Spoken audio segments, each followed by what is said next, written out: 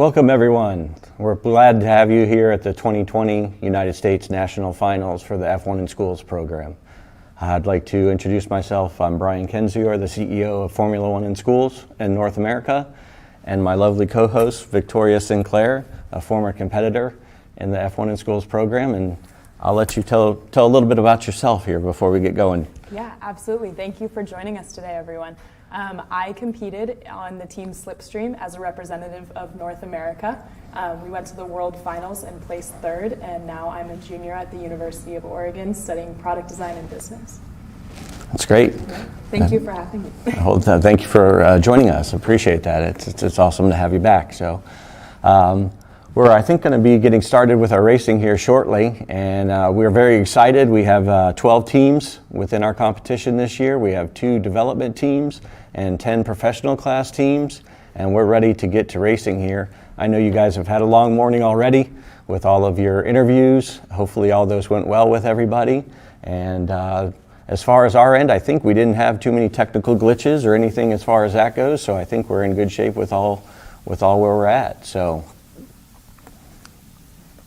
Looking forward to seeing the cars.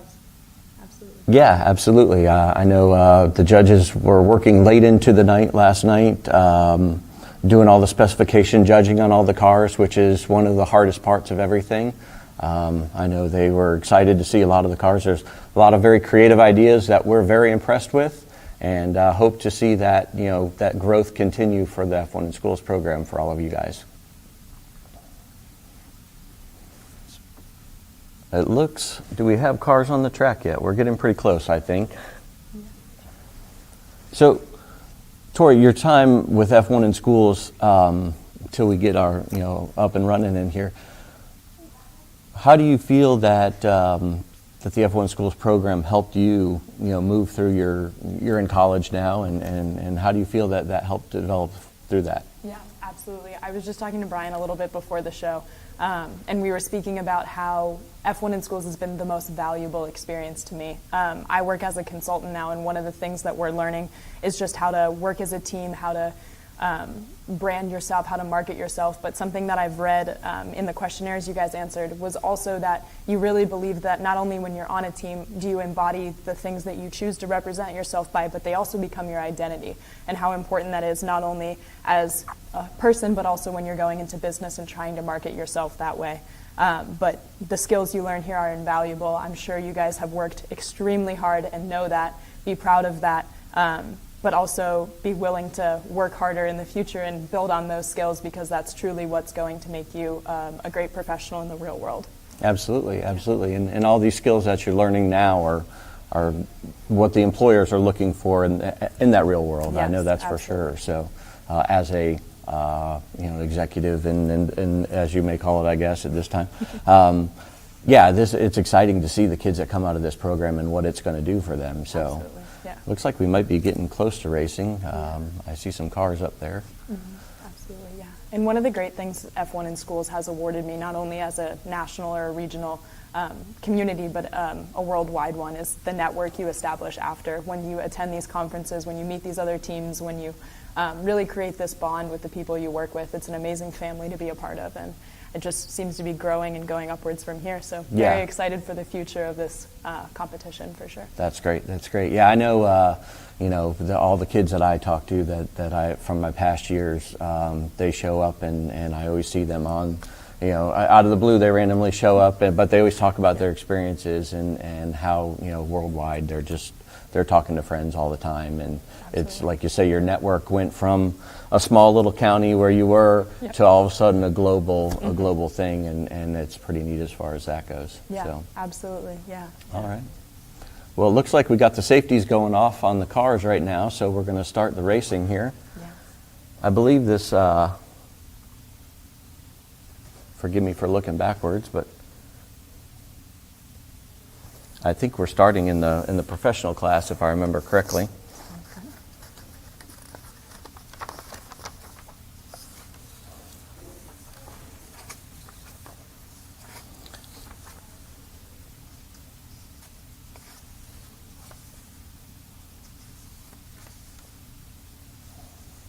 Well, maybe not. That's okay. We're going to get there. We apologize for our delay. Started a little bit later than we wanted to start today, but we're still moving forward with everything. And there's always those little technical glitches along the way through life, and this is, well, maybe just one of them right now, but that's okay. We've had a whole year of them at this point, so what's a few more? It certainly has been an interesting year, and to just go on that, we appreciate everybody's patience this year. I know that we started off with our regional conferences back in January, February time, and to have to have this pandemic where we're at and how it's just kind of moved us through things. I know we've had like 3 different scheduled national finals is when they're supposed to be, and they kept moving and moving and moving, but now we're finally here, and again, I'm glad that the students are getting a chance to compete, because they're definitely eager for it, and along with all of the obstacles that they've had, I mean, that's the hard part. Many of the teams haven't even met. They're still not back in school. They're individually. They're doing it via Zoom at home, and which I know how difficult it is to do when you're all in the same classroom and working many hours. And I can only imagine the difficulty that these teams have had this year, just going through. It's beyond recognition, and they deserve an extra special commendation for what they've gone through and still getting to this point. Yes, yeah, exactly. Yeah, the work that you guys have produced is impressive, and I would definitely say that with all the added strain on it, we're really excited to see and to have today, just to see the cars finally race. This is your first chance to really compete against each other, to really get that sense of community that is so important with this competition, and yeah, it'll be a really good day. Mm-hmm. And let's not forget, it's not only about the racing; it's about the whole program. And that's one of the things that always I remember, most when we would go and talk to potential sponsors or just talking in general with the program to people. They always ask, well, tell me about the car. Who drives the car? Well, it's a little CO2 canister that drives the car, but once they would look at it and see it, and then learn all of the technical regulations and see what's involved with it, they kind of lost focus on the car, and they look at all of those other aspects: the verbal presentation, the enterprise portfolio, the engineering portfolio. All of those things compounded are really what make the program what it is, and truly separate it from a lot of the other STEM educational programs. Absolutely, yeah. So. Yeah, I think the car is the big, bright, shiny thing, right? And everything else is just the documentation that talks about the work that you did to get there. But I've seen it as a product design major as well. That design process, the thinking that you've done, the iterations, all the hours you put into that are really what's crucial. That's the most important thing. The car is amazing, and it's so exciting to see it out on the track. But yeah, really taking time to appreciate and celebrate the successes all the way throughout the whole journey is really important as well. Absolutely. And one of the great things that I've always enjoyed about the program is just the diversity of the students that are included with it. You get some students that know nothing about engineering, but that's okay. They may know the social media marketing aspect of things. Exactly. Yeah. They might be a great project manager, and that's all of those components coming together are what make those champion teams. And so it's not just those specific talents on the car. Yes, it's a big part of it, but I always told my kids when back when you were in it, as well. Yeah. I would always tell everybody 9.3. 9.3. You've got to get a 9.3 out of 10 to win worlds. Yeah. And on everything you do. In my brain. Yeah. And so and that's the thing about this is because of the diversity with everything, and you can it's open to so many kids. It is. And no matter what your talent is, there's a spot for you in this program. Absolutely. Yeah. Yep. It's all about being well-rounded, but it's also so great that you can come into it not being necessarily, or just having an interest, and that's really your only qualification to start your own team or to become a member of one. Just have the passion, and then you'll learn everything along the way. You'll develop a team, you'll find a mentor, everything else comes. It's just that driving passion that really keeps it alive. Absolutely. And then, the industry professionals that you're going to meet through this program as well. You know, when you're trying to go out and get your sponsorships and all that. You know, there's a lot of schools that maybe don't have a mill. You know, well, reach out to your local machine shop. Yep. You know, they may have that mill that, you know, they're going to be willing to work with you and get that car developed for you. Absolutely. And in that process, those students are going to learn a lot about that. You know, most of them might have never been in a machine shop for all we know, Yeah. you know, but that's their first time, and they can learn that industry side of things. You know, I know, you know, reach out to marketing firms and all of the Yeah. different people that are involved and just get information from them, number one. And what you're going to find out is they also want to give you a lot of information because they're excited once they see students, you know, 13, 14, some actually 10, 12, because we have some middle school teams that are that young.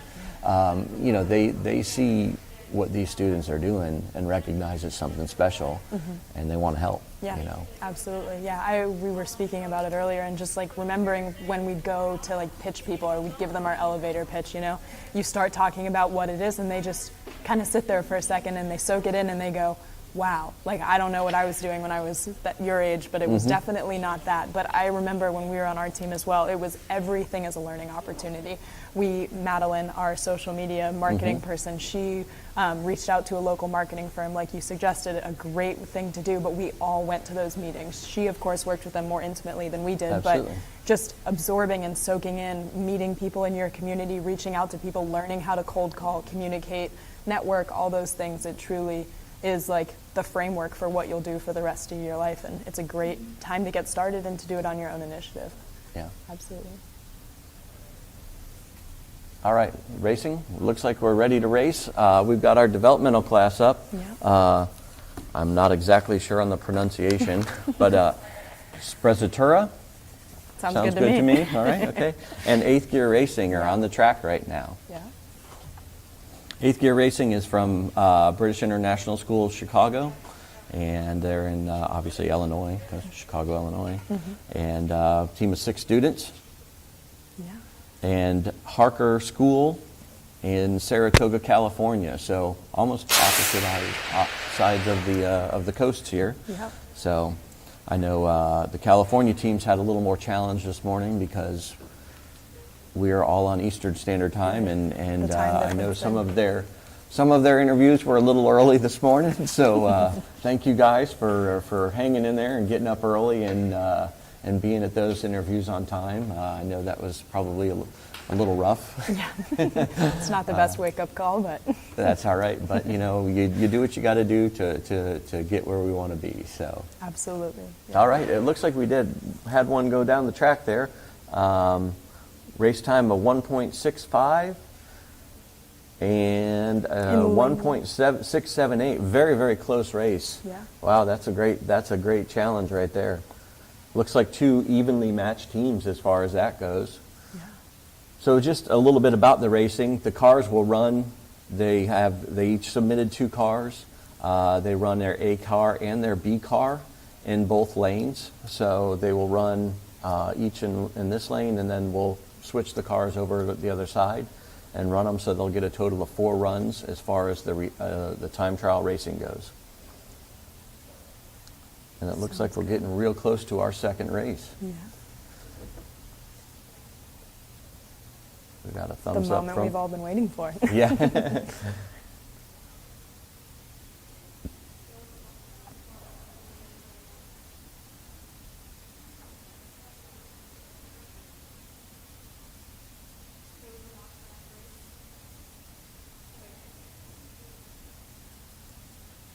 And there we go. Safeties are off, so we should be going live here in just a second. Now, all the racing today is going to be automatic runs. In the past, or in a normal season, they would be doing reaction racing right now. But this is all started by the computer. Obviously, we can't have the students here to Do it themselves. mash the button, but another great time, a 1.682 to a 1.700 on that one. Very, very, very close race again. Yeah. So now they're going to bring them back. We're going to switch sides, and it'll be interesting to see if maybe one lane tends to be a little faster than the other. So that's always something that could happen. We try to make it as evenly as possible. The lines on the track have been tensioned to the proper weights for the specifications of everything, so it's as fair as we can get it. But you never know how things play through all of that.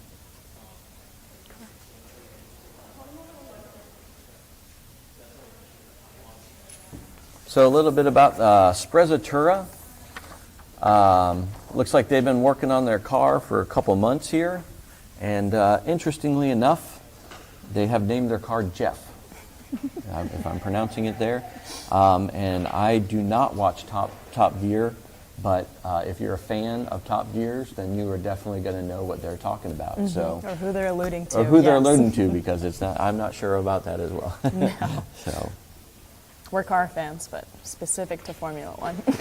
Correct, yeah. So. Absolutely. Yeah, I think we all learned more about Formula One than we ever wanted to know throughout this whole process. That was one of always the neat things is, when it all started for my kids, when they started joining, and it was one of those things that, I knew of Formula One, but I didn't know all the drivers and the teams, and you knew the McLarens and the Ferraris, and you knew the main players, but you didn't know a lot about them. But over time, you just begin to learn and learn and learn.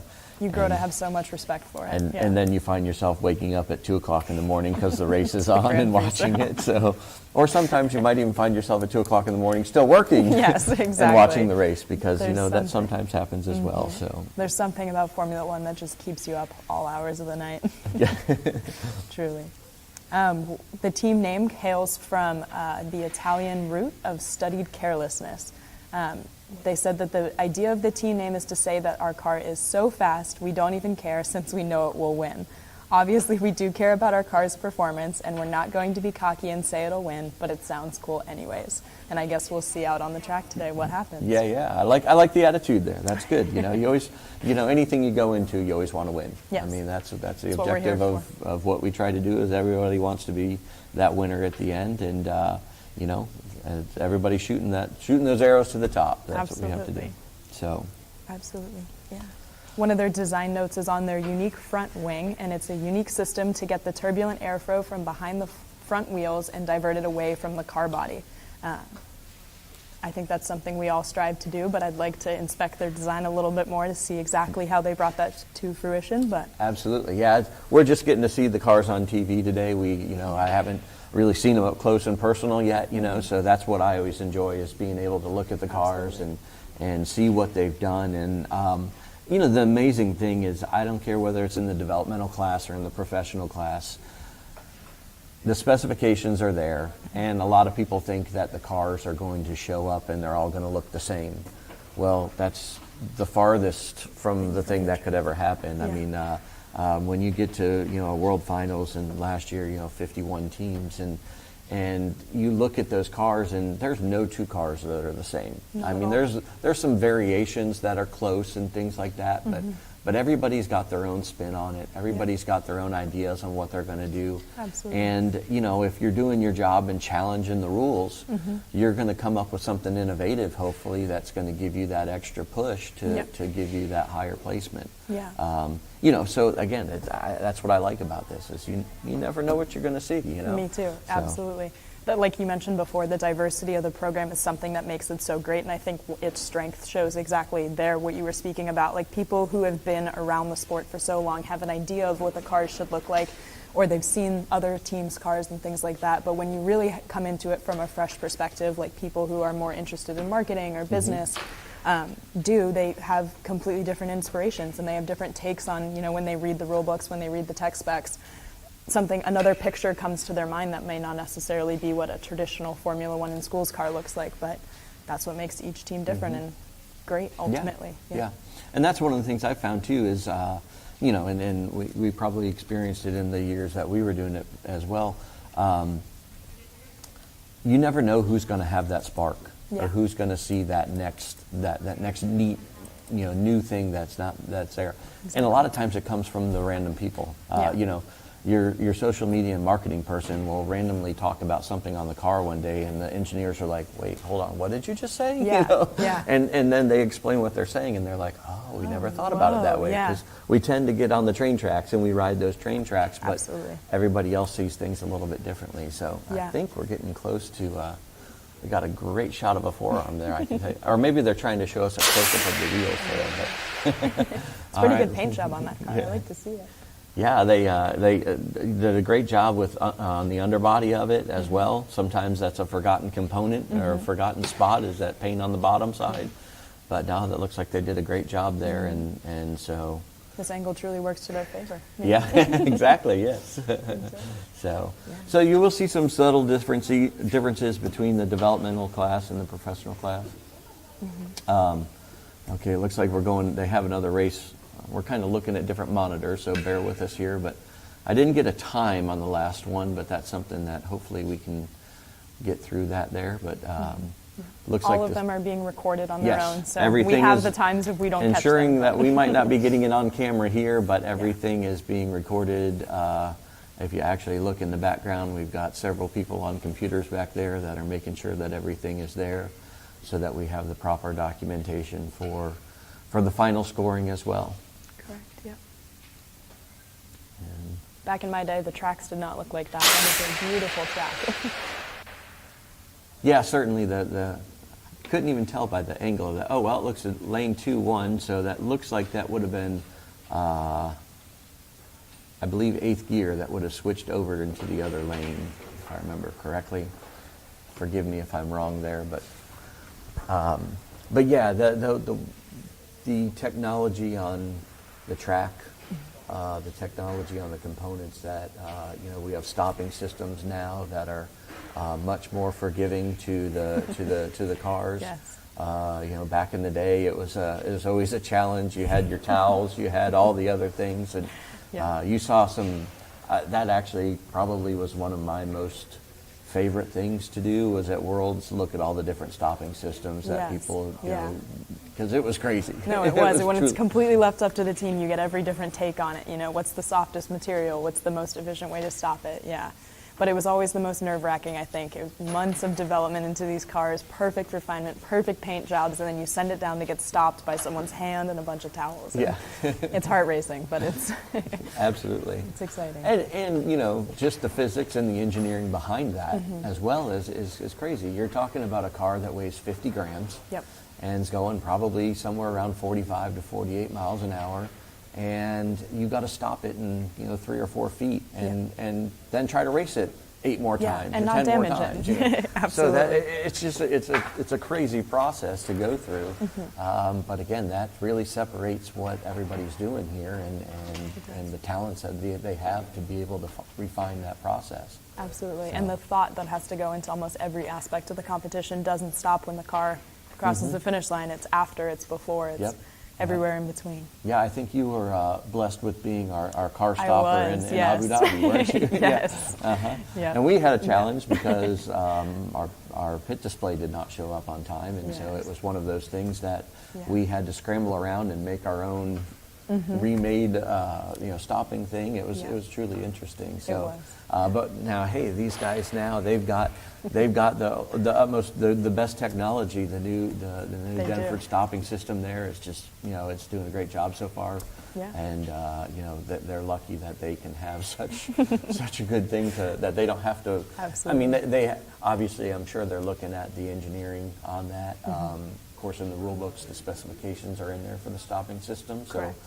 if they're doing their job right, they're being able to design that car to look at how it's going to go through the stopping system and make sure that there's going to be no issues going through it. Right. So, Not a fragile part going first or anything like that. Yeah, absolutely. absolutely. So. Yeah. But that's what it's all about, right? Innovation that helps everyone else, Yeah. So they came up with a really good plan and said, you know what, we're going to give it to everybody, disperse that knowledge, and it's a great thing. Yep. Yeah. And it's a more of a level playing field as well. Yes, too, absolutely. because everybody if they made everybody run it, it'd be one thing, but at the end of the day, they still have the opportunity to run whatever they want as far as the stopping system. Absolutely. So that's good. So yeah. I remember at our World Finals, I was standing next to a guy who was stopping it for his team, and he felt it come in and said, "Oh no!" And like he felt like something was off or something happened to the car, and just that moment of you're at the World Finals, you're finally getting to race your car, and something could happen is not a good feeling. Oh yeah. Yeah. Absolutely. So it looks like our development class, the time trials will be over for them, and we're going to be moving on to our professional class here. And if I'm right, we're going to be looking at the Roosevelt Racers and Alpha One Racing. Mm-hmm. So we will verify that in a moment when they come up on screen as well. But I think both of these schools have competed for a couple years in this process, and so I know personally I've seen a lot of development out of what they've been doing, and so I'm very impressed to see their cars this year. And again, I haven't been able to really lay eyes on them very much, so I saw them tucked away in one of our storage boxes. When the cars come in and the judges evaluate them, they go into basically a safety box. Each car has their own box, so that nothing's getting mixed up with any other teams. Makes sense. And as far as all that goes, and so we carry them around very gingerly. I mean, it's precious cargo. We understand the amount of hours that goes into making these things, and we don't want a fault on our end to cause a problem with one of those cars. So Absolutely. But again, British International School of Chicago. So they're also not only in the developmental class, but have another set of students in the professional class as well, Alpha One. And they talk about their unique features. And what do you think about what they've got there? Yeah, it sounds very exciting. I like the excitement that you guys have spoken or surrounded your car with. I think I'm really excited to see how it performs, but it looks great just on the table. Yeah. And I like how they said one of the things that they talked about was they learned a lot about branding and marketing, and which is a big portion of the competition. And when you're going and you're talking to your sponsors, that's when that element really comes out, because you got to talk about that return on investment. You got to talk about what are they getting for backing your company, basically essentially what that is. And so and it's kind of one of those almost a forgotten element of the competition, but it is truly one of the largest ones, because without the sponsors, where would we be, right? Yeah, exactly. Yeah. So I think it's really what takes it to the next level too. Unfortunately, money is what you need, but that's how you get there. Yeah, absolutely. Yeah. So. But one of the things I remember that was great too is some of the people we used as resources also stepped up and became sponsors, and really having that like two-way relationship, but that really mutually beneficial was amazing. I mean, we learned so much, but also being able to be supported by them, but then to follow through is really. Well, to this day, I still get some of the sponsors that we work with, and they're to the point sometimes where I'll see them at a different event somewhere, and they're like, "Hey, I haven't heard from you guys. What's going on? We know there's something going on. We just haven't heard yet." And so it's always nice to get in touch with them again, and they truly enjoy it, because. I know, I think you went to the machine shop with us when we were, when building the cars and all that stuff, and you got to see, like I said, most of the times you see what you got in your school, and that type of thing. So, but to get in there and watch what happens there, and work side by side with them, and also get feedback from them, because. They're looking at your parts and they're going, well, why did you do this? Right. You should think about maybe looking at it this way, or, that's great that you did that. Looks like we're fixing to go racing here. And there we go. All right. Looks like it was taken. That might have been, I think that was Roosevelt Racers. I got to see that one more time. Well, lane 2 definitely took the prize. Yeah, lane 2 definitely took that one.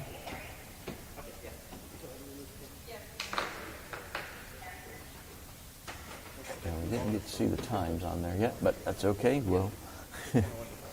But yeah, because they can provide you, they're industry professionals, and you know they can look at the way you're designing something, and sure they can build it that way, Right. but it might not be the most efficient way. It might not be the optimal thing that you're looking for in your car as well. And it's no fault of the students. You know, it's just the fact that you're talking with a professional that's been doing machining for years and years and years. Yeah. And now you know, they can impart some of their knowledge to the students, and Absolutely. again, that just helps them grow. And Yeah. so that's why we really encourage you to get out, talk with your industry professionals. The more that you can get out and speak with them, number one, they don't bite. You know, Absolutely. They're always They are they're always intimidating at more than first, willing to work with you and Yeah. step out and talk with you. For the most part, I've never seen anybody that's you know, that slammed the door in our face. You know, No. because once you show it to them, and they're so in tune to seeing students at this age Yeah. doing the things they're doing, and it's impressive to them. Absolutely, yeah. And I think F1 in schools is so exciting. You know, you go in and you say, hey, we're making a Formula One car, and they go, wow, you know, that's Yeah. not necessarily what they spend their daily lives doing, you know.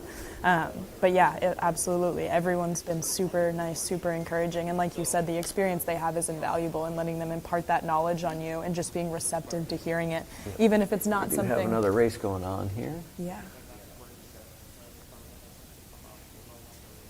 Would they have switched lanes, or is this going to be the same? I believe it looks like, I think Alpha 1 is in lane 2 right now. You can see that front wing And- there, yeah. Yeah. Yeah, kind of. I'm kind of intrigued on that. I want to see that one a little bit closer. That looks great. I All do right, too. let's see what we got here. Blink of an eye. All right, looks like lane 1 took that one. So a little role reversal there. So very close race. A 1:373 to a 1:375. I believe, yeah. Yeah, very close race. A couple Wow. thousandths of a second that are separating them on that. So very, very close race. And you know, evenly. You know, looks like Roosevelt Racers got the first one, or Alpha 1 got the first one. Roosevelt took them on that one. So Absolutely. be interesting to see when we switch them and, you know, see how they do. Again, car A, car B, switch sides, and you know, never know what happens on that second lane. Yeah, yeah. So I can move now. It is interestingly exciting enough, to see. Alpha 1 was in the 2019 Austin National Finals, and they've been, you know, stayed together and working through, and now coming back for a second year. So I'm sure that helps in their design. Oh, yeah. You know, that ability to come back a second year and, Yes. and progress onward. Especially this year, yeah, with the chance to test the cars as much as you wanted to. Maybe the year before, we even knew coronavirus was a thing, and Yeah, yeah. yeah, really getting that experience in, whether it's yours or someone else's, building off of it is really valuable. Absolutely. And I'm guessing that probably there wasn't a whole lot of track testing going on this year because, you know, of the whole you know, virus and everything. Yeah. Getting out to be, you know, put your car on the track is a tough thing, and so that's one of those. You never know what you got until you run it, but if you don't run it, you don't know what you got until Right. it gets here. You know, so Exactly. Yeah. Yeah. I'm not sure if any of our teams are in that situation, but if they are, it's an exciting day for them for just that added reason. Yeah, this you might know, be the this might first be time. the first time. Yeah, It's not absolutely. computer simulated. It's computer controlled, but real life this time. Physical cars. Yeah, I mean, because you know they go through the aerodynamic aspect of things. They're all Yeah. probably doing you know, modeling studies on everything and making sure that they're finding the most efficient design. And Yes. I think, you know, I know going back to our engineers, you know, we finally had to put like a drop dead date. You Oh, know, I this remember. is Yep. you have to have the car completed Yeah. this date and no more revision. Yeah. And That was the hardest date I remember for Merritt. She would sit there and she would go, if only I had more time, I could just keep working. Yeah. Yeah. No. Yep. And Sometimes then you have to call it. inevitably, you know, the next day they're like, "Well, can we still make it?" No, we're "No." done. You got to stop right where you're at. You know? Yeah, yeah.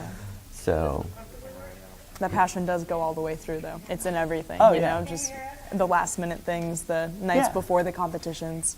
It's, yeah. and it's not only just like I say, on that engineering side, because then once the engineer's done with the car, then it turns to the graphic designer, and then all of the entire team writing the content for those portfolios. Yes. Which is always a challenge. Yes, That's one of those things that it seems like you're never going to get to the end of it. Nope. And but then and that drop dead date, where you got to have it turned in by or emailed off by 11 p.m. and then you've got to do the time conversion, and it's just one of those difficult days, but you always get through it, and it is. Yeah. You've been on that side of it, and a lot of these students are just going through it now.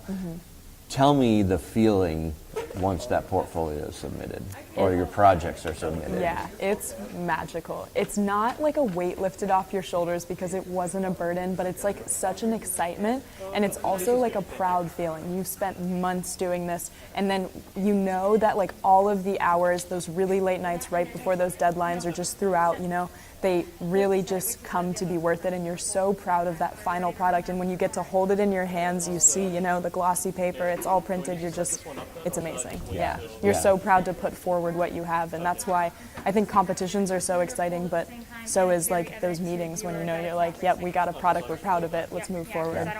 It's great. Yeah, and I think it's always a great relief that you can't change anything. Right. It's done. Yep. It's done, and so, traveling to nationals, obviously nobody's traveling this year, but once that's off and you're traveling there, the team kind of really bonds together because you're unified with what you've done. Yes. You're all happy with what you've finally, like I say, it's all been turned in. Yep. And now you can focus on the fun part of it because essentially they all got to talk to their engineering their interviewers today. Oh, correct. Yeah. And so that was a great process for all of them, and that's one of those that's where your points are scored, is through all those interviews. So it's a very important part of it. Looks like we're getting ready for another race here, real close at least. Now I'm only seeing one car here, so I am taking a guess that there may have been some type of, maybe a catastrophic event, possibly, Yes. and a little accident, if we may call it that. Right, or an early start for one of the lanes. Well, yeah. So the difficulty of being a virtual final is a 1.260, as I believe is what they just ran there. That's a great time. That is improving, getting faster. Yeah. Here comes the second car in for them. So probably, I'm guessing that, again, with it being a virtual final, in a real race, they're going to have the ability to fix something that breaks. Correct. But it just, in this particular circumstance, if it happens to break, unfortunately, that's the last that car can run. Right.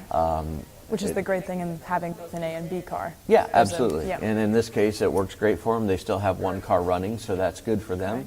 Yeah. And that doesn't stop them from advancing and the knockout race and all that stuff. They still have that ability to do all of that. So Absolutely. But it's just a little bit different, field this year. It is, yeah. We're rolling with the punches. That's all we can do. That's it. Absolutely. So. Yeah, and just a note, I haven't seen these cars up close, but these paint jobs look incredible. Yeah, absolutely. Very streamlined. I like it.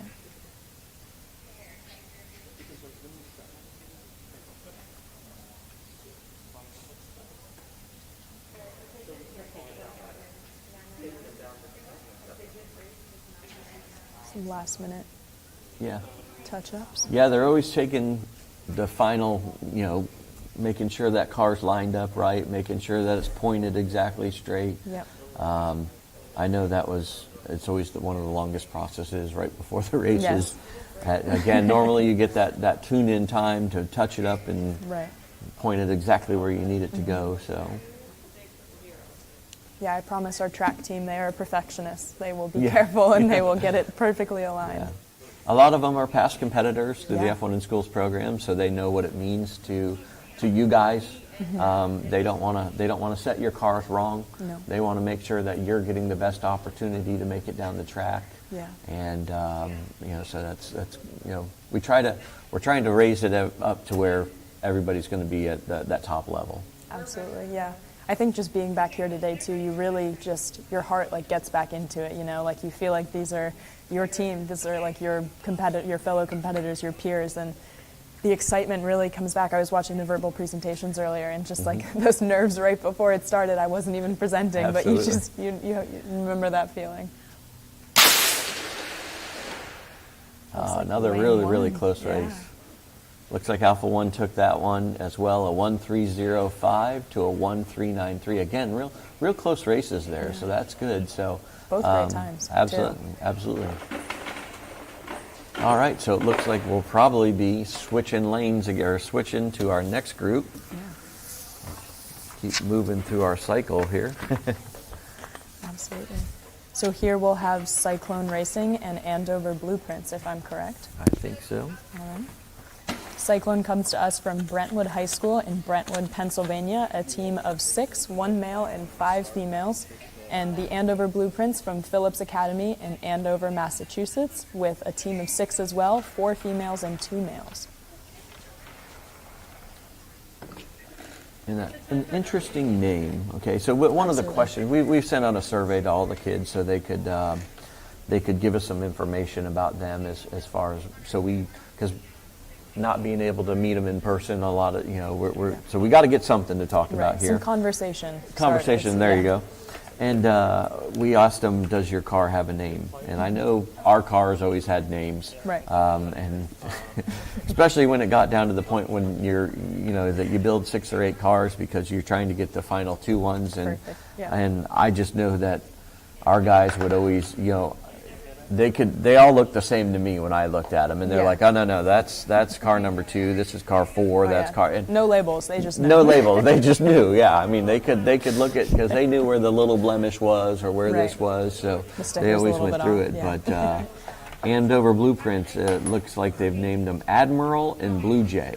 So I'm sure that they have some names some- refer to the shades of blue. Yeah. Oh, that's interesting. Okay, so 2 different colors of blue, and I'm guessing that those 2 colors are going to be on their car. So that's kind of an interesting technique there. That is, yeah. And then Brentwood, California, I guess they've named both cars the same name of Cyclone. Yeah. Or we're going to go with that at Simple least. and straight to the point. Cyclone A and Cyclone B. There you go. There we go. So, They did name their rear spoiler, though, which is Oh, yeah. named Checkmate. It only connects to the car from one side. Wow, that's an interesting design. it is an interesting design. So this is one that I did see this one from afar last night when the judges were judging, and I looked around and I was like, wow, that's kind of a pretty cool looking wing there. Yeah. So now that makes sense. I can put a name to a face or a name to a Absolutely. car in this circumstance. So Yeah. that's I want to see these guys coming on the track here. So It's truly exciting, though, just to see those like different takes, like we were talking about earlier. Just those little things that just make the cars different, make each team different. I don't know. I remember when we were at Worlds, we would see these cars and they would be really fast, and we'd go, "Oh, like what's different about it?" And you'd kind of walk up to them and inspect them, and you'd go, "Oh, that's so cool," or like, "I can't believe they thought of that," or like, "Why didn't we think of that?" Yeah. But it's like a community of like inspiration, like you're not critiquing, you're not like, man, like I wish their car wasn't faster than mine. It's just excitement for the Absolutely. fact that everyone has their own take, or and the it's fact really that you good. can go there, see all these different cars, and you're going to take back some ideas. Yes. You're going to see some things that you look at, and a lot of times that's where your inspiration comes for the following year. Yeah. You're going to look at something and go, I really like that. I see what they're trying to do, and in your head you're going to be thinking, well, I know that I can take that to that next level. Right. And that's truly what this competition is about, is finding what you see there and then taking it to that next level. And that's exciting. I mean, because that's when you've reached that level and you're getting there, you're going down the right road. Exactly. Yep. Yeah. And it's truly just the true nature of competition. You'll see that in the real world when you go to publish a product or put something out there. It inspires other people to build off of it and to do great things just from your starting point. It's really every year is encouraging everyone to just get better, to rise to that next level. And I think we're seeing that this year, even with all the problems we've had. These cars are quite beautiful in many ways. Yeah, absolutely. Oh, there you can see that wing. Oh, yeah. Yeah, it almost resembles an upside down coat hanger. It does. I definitely see the checkmate reference there. Yep, yep. And look at that other car. It looks like those are like blue acrylic wheels almost. Yep. Wow. Again, a kind of a non-traditional wing. They changed the wing specifications in a pretty dramatic way last year. Okay. In the F1 in Schools competition, and then again made another change this year as well. And so I'm excited to see kind of how the teams are adapting to those, because that's what it's about, is that adaptation every year. Absolutely, yeah. And I think you guys learn as well. The people who make those technical specifications attend these competitions and they see the cars run, or they get down to scrutineering them themselves and go, like, what can we do? What makes these cars better? Oh, yeah. Yeah. All right, here we go. Lights are out here, getting ready. Oh. Wow. A 1.14. Wow. That's a fast That's a car. great time. That's a great time right there. And a 1.264. Also a great by time. Andover Blueprint, a great time as well. I think those two are the fastest times I've seen today so far. Absolutely. Let's see what they're. Sometimes when they build cars, I know when they turn them in, you'll get one that weighs right at weight, and then you'll get one that's 5 or 6 grams more, because it's hard to build two cars to the same weight. It's Absolutely very difficult. identical. Yeah, you're using different materials. Exactly. Absolutely. So let's see what kind of times, if we stay consistent times, or we get a little faster or slower. It's always interesting. Absolutely. And everybody always thinks your A car is your fastest car, but that's not always true. Sometimes you're playing that mind game. Mind game. Yeah, there's a lot of that in F1 in schools, until you're able to put that. You put that B sticker on there, and that's actually your fastest car. Your better car. Yeah. And so when you're racing later in the knockout race, they're thinking, "Oh, we beat their A car." Well, the B car is actually the faster one. Right. Could be. All that they had to do was qualify the first That's time. right. And not to go unnoticed, there is the rear one on the other car that's in lane 2 at the moment. Yeah. That was a really unique design as well. 1.128, so they got a little even faster, and a 1.264. I think that one was right about the same time. But two great times, very consistent times, which is more important. That's one of the things that I like to see as an advisor. Was I wanted to see our car be consistent. Yes. Because it's not about that one race, it's about the duration of everything. You've got to make it through all of your qualifiers, and you've got to make it through all those knockout rounds, and most importantly, stay together and not in pieces. Yes. But yeah, so those consistent times, that's a great aspect right there. That really shows the quality of the cars and the design itself. Absolutely. I'm looking, I don't see any parts or pieces. Yeah. So Rolling that's usually, smoothly. Normally when you see them walking back with a handful, that's not usually the best signal. So I didn't see that there, and then also it looks like they made through it as well. So great, that's awesome. So we'll get them switched up side to side here and see what happens when they switch lanes. So looks like Andover Blueprints was founded in 2015. They had about 10 academy students that were interested in learning more about the design and engineering, and they've just been pursuing it since that point in time. And obviously, it looks like they're, where their numbers are at right now. They're high up on the leaderboard right now as far as that goes. So that's great. So one thing we don't know about anything that's happened here is all of the cars got spec'd yesterday, and so they all have to go through that judging. And we have no idea if there were infractions or what infractions or no infractions. You never know that. They will find that out at some point in time. Right. But that always comes into play. So Absolutely. sometimes you will see teams that might, push a rule, maybe even take a small point deduction. Right. If they know that their car is going to make it up in the time frame. Correct. Yep. It's all a delicate balance, as we like to say. Absolutely. So, so what else have we got about all these guys here?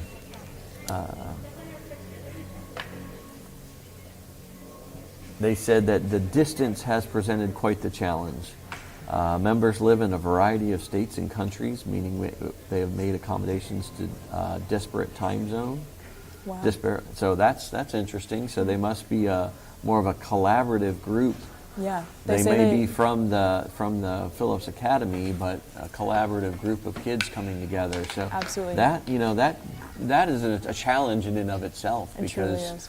I know some of the teams at Worlds have to collaborate, and I know they always have quite time frame differentials and all that type of things come into play there. So that's kind of an interesting adaptation there. Yeah, they note later on that their meeting schedule accommodates 3 time zone: EST, ICT, and PST. So I'm not sure what time you had to wake up this morning or to stay up until for our. So we kind of thought it was just the California Yeah. team, but we're finding out at the same time that they got some people on that West Coast as well. So Absolutely. props to you guys for making all your schedules today and being with us, and we're glad that you chose to do it the way you're doing it. And again, that is a different tactic from what most traditional teams are. It is, absolutely, yeah. Overcoming the challenges in addition to everything else that this competition requires is quite a feat, and that shouldn't go unnoticed. So we appreciate it, but I'm also sure that you guys are excited to, see what happens today. So one thing I see on here, which you'll probably, I'm gonna revert to you to answer the question. So not to put you on the spot, right? No worries. But Cyclone Racing said that they were able to connect with other teams not only in the U.S. but around the world through social media. So take me back to your days in Formula One in school. So I'm sure that you only carried about just your social media account, right? Right. Yeah. There was no. Oh, okay. All right. There's the other side to it, right? No, I remember we ran. We had a website in addition to a social media accounts, and I remember our Instagram having a pretty strong presence, and we spent a lot of time trying to communicate and reach out to other teams. I remember we created a good partnership with a team. Not to interrupt you here, but it looks like we're fixing to go to a race again. So they switched sides. So we got Cyclone in lane 2. Wow, look at that, a 1.180. So just like you said, maybe the B car is faster. So maybe that car is a little faster there, but again, an impressive 1.125 for Cyclone. So they take, that's, if I'm counting it correctly, that's 3 wins in a row there. Absolutely. And it's not necessarily wins. We're not looking at it this way. These are just time trials. Right. So everybody's ranked accordingly. Correct. Yes, they're racing head to head, and it feels good to win every race that you can. Right. But at the end of the day, it's all about that ranking on that first to 10. Yes, and we still have quite a few teams to go, so we'll be able to see how they stack up to the other competitors just as we go forward. Yeah. Absolutely. So when you were talking a little bit about the social media and stuff like that, so you guys didn't by chance like sneak around and look at other people's teams, did you? By no means. By no means. Okay, I didn't think so. Right? We just communicated and were able to talk to people a little bit about like their sponsorship strategies. I remember that was something that we were really collaborative with, just like the techniques they use to reach out to people, some of their like marketing materials. It was really great. I remember some teams had these amazing like online presences, and it was really great because they were so attuned with it. We were able to communicate with them, and then finally getting to meet them at the World Finals was such a great experience. It was like meeting a friend that you've had for a long time, and then you finally get to meet them in person, and it's just as great as you thought it would be. So. Yeah.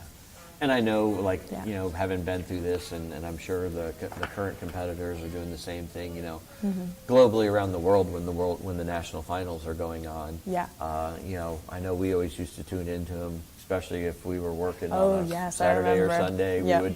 We would have the YouTube links or whatever it was up, and just we're able to watch while we were working at the same time, and that's one of those things you always want to keep your eyes on the competitors, so you know where you don't want to get too involved with watching them, because at the end of the day you want to focus on what you're doing, but it's nice to be aware of everybody. No, absolutely. Yeah, you kind of start to like think about people or remember names in your head. You're like, oh, I've seen them a couple times, or And I think the funny part is like you get to know their social media presence. Yeah. And then when you actually get to the competition, it's like you almost know them. Yes. I mean, it's like you go walk up, oh, hey, Jeff, how are you? And they're like, what? I know you? Yeah, we've been stalking you. No. I've been following you online for like 8 months. That is crazy. I remember, now that you say that we used to post little teasers. We'd like black out our car, and we'd post like we had like a mosaic tile in front of it, and we'd take away, each day we got closer to the World Finals, we'd take away a picture, and then the day we arrived, we revealed the car. And I remember a bunch of other teams were like messaging us, and they were like, oh my goodness, like so excited to finally see it, like why did you do that, like all these questions. But it's a great environment, it really is. Absolutely, yeah. And I think you guys actually even tied that into your marketing as well, because you were removing a sponsor's logo every time, you know, and obviously the sponsors that gave you more money, logo stayed up longer and those types of things. So just a couple hints for you guys out there that you know there's a lot of different techniques and strategies that you can use to improve your social media and marketing and your return on investment for those sponsors. Yeah, and with everything being virtual this year, it's as important as ever to utilize that online network and that presence that you can have, and truly like build upon that for all the positive ways it can be influential, but also helpful to get you where you want to go. Yeah, absolutely. Absolutely. So, I think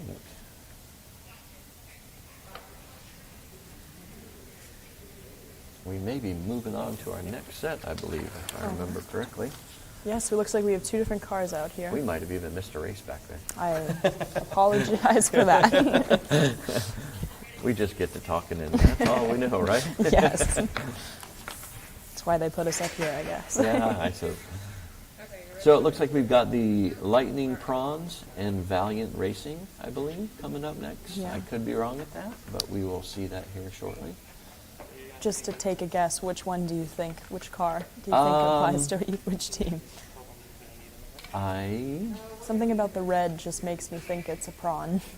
I think that you are probably, well, if I'm remembering correctly, because I do see when people register. Oh, okay. And so I think that Valiant is going to be in lane 1, and that the Lightning Prawns are going to be in lane 2. Oh, so they went for the dark facade instead. Yeah, they went for a little bit darker look. Yeah. I'm definitely curious about the name, though. Yeah. Have you seen that? Very interesting. Crustacean Drive is the name of their car. Crustacean Drive is the name of the car. Yeah, that is interesting.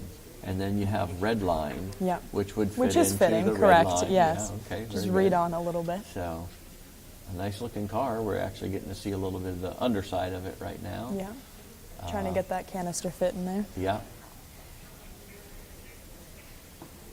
Yeah, and Redline makes a point, or Valiant Racing makes a point about their car Redline, that it features a unique back wing with a round frame opposed to the conventional single wing.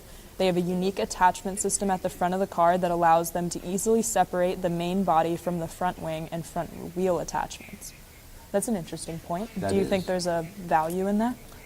Yeah, I mean, you know, nowadays when you're looking at some of these cars and, you know, things break, those types of things and all that, you know, the more componentable, I don't know if that's a word or not, but we get it. The more that you can make that to where it can be, you know, changed out or fixed, repaired quickly, those are all important things. Absolutely. I know we're not doing it here, obviously, because they can't repair cars, but at the World Finals, you can turn in a normal national competition, you'd be able to turn in extra wings and wheels and all of those things. So if your wing broke, you don't have to glue it back together. You can simply replace it with a new wing, which is a great aspect. That's a valuable feature, Yeah, I mean, if that wing breaks and you're gluing it back together, then you're not going to have as good of a car as, you know, a brand new wing. That's, you know, Formula One, you see them come in and they change that nose cone in a matter of, you know, 15 seconds or something. Absolutely, and So taking inspiration from the big leagues, Yeah, exactly. That's awesome. I actually do, now that you reference that, remember that with our car, our Slipstream car, we had that interchangeable front piece. And just in case, like when we were using our own, you know, homemade stopping mechanisms, it was important to have a backup just in case things went wrong. Looks to me like there might be some type of problem trying to get the CO2 cartridge into the car. So I'm sure the officials are working diligently to maybe they're a little tight on a tolerance and getting something in there, so hopefully we can get that to where we can get it running. So looks like the Lightning Prawns are 3 juniors from where they met at a current they met with the British International School. Oh. So interesting. Yeah. How ironic that the two schools were running against him, Yeah. and they met the British International School, which inspired them to start their own team. That's what we love to see. Yeah, that's right. That's really great. So I believe British International School has 3 teams this year within the competition. Yes. A couple in the professional and one in the development. Yeah. So yeah. We love to see that, though. I think that we were just talking about how this community really just spreads by word of mouth, you know? Once you tell people about it, it's like opening their eyes to like a whole new world. Not to be cheesy in any way, but it really is, you know? Yeah. You just can't help but be excited and be inspired by just hearing about what other teams are doing. Yeah. The Lightning Prawn said the day we submitted our first checkpoint car, although it wasn't our best work, we were excited about submitting the car because for a while we lost hope we were going to be able to do so. So that's great, you know. Yeah. I mean, they persevered through it and they were able to, you know, get it submitted, which again is a big thing. It is a hard process to go through, and we want to see. Absolutely. Looks like maybe there was some problem, they couldn't get that cartridge in, so it looks like just the Lightning Prawns are running. And a 1.888 time, not a bad time. No. So, for a new team coming in, you know, Absolutely. I'm sure that they're learning a bunch. Yeah. You know, that's part of this growing process and moving Absolutely. through the competition is learning from what you're doing. Yeah. We talked about, you know, being inspired by the other cars that you see. So hopefully, you know, they're looking at cars today and seeing some things where, okay, well, I wonder why they did that, and that will you know, push them forward and move forward through. So Yeah, and just like we were speaking about before, like social media is a great way to communicate with people. If you have a question about someone else's car, feel free to reach out to them or just ask them why. It's the one thing I know about this community is that everybody's willing to work with you. Yes. I mean, you know, everybody has their quote unquote trade secrets, but right. they're, for the most part, everybody's going to lend you a helping hand and give you ideas. And, there we go, another run here. A 1.997, so again, not bad. Yeah, you know, still good. under that 2 mark. Yep, that's great. So it's interesting to see. So, Absolutely. you know, I'm excited for the Lightning Prawns and Me that too. they've been able to persevere through where they've been at, and to be able to get into their first national final, and I'm, you know, looking for great things from there. Hopefully their school in the future as well. Yeah, absolutely. Making it to nationals is still a great accomplishment. Even if Worlds isn't in the picture for your first year, it's a great time to learn, and especially with the climate this year, just learning all you can and having a strong foot to go forward on for next year is a great position to put yourselves in. I think this team noted that they're all juniors, so senior year is still a potential for them. Yeah. And the very last thing I read right here, it says, what's your team most excited for at Nationals? We really want to see your car race. Well, there you go. You just saw 2 runs. You're Yep. going to get 2 more. So that's great for them. I'm very happy for them. It is, so. yeah. Beautiful paint job on that car. Yeah. I really like this, like the very sleek paint jobs. Yep. It's a good design.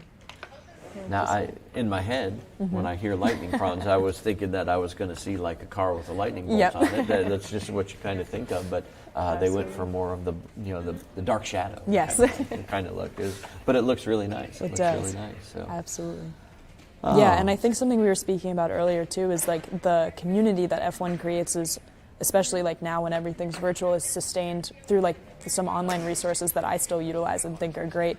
I know I'm a part of like the Facebook alumni group, and I use the website frequently to communicate and just keep up on happenings. They have great social media accounts as well, so I would encourage you to check those out just to, you know, stay involved and grow as a team member, but also as a person competing and just a lover of the sport. Absolutely, yeah.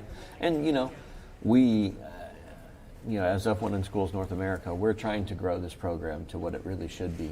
Exactly. It should be, you know, we want to be one of the dominant countries, and, you know, not just in, you know, at the World Finals, but, you know, we have the greatest talent in the world in the United States, and there's no reason that we can't, you know, bring this program with it.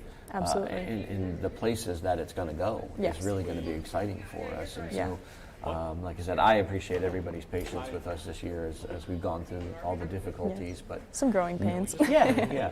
But knowing that moving forward, it's going to be an entirely kind of different program than what we've had in previous years. We're just kind of pushing. We want the kids to be the focus of everything, and we've tried to open up our web pages for them. Don't forget f1inschools.na.org. Great place to go visit. It is. There's a lot of information on there. You can always find the current regulations. Updates on competitions, other teams, things like that. Yeah, absolutely. All those things are on there. Consumables, anything that you need for your cars, we can get you to and get you in the right direction. So we're pushing through all of those things, just trying to make it better for everybody. Yeah, definitely having that support aspect is so great. I know, like, just having the ability to like reach out and contact you, or even like other people who work for the organization, like that's invaluable. You know, you guys are just a click away, and you truly are. And and again, we're here. If we have the time to mill cars and do the things like that, we do it.